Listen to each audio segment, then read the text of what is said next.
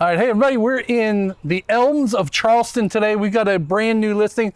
I'm here with my man Lance today. He is the resident expert in this neighborhood. Lance, this home is an attached home, but it's 2 bedrooms, 2 baths, got a beautiful sunroom on the back, got a nice little space in the backyard. The owner was telling me that a deer walks through at least once or twice a week, and it's beautiful, right? And there's a lot to do in this neighborhood, right? Oh yeah. We see a lot of deer here.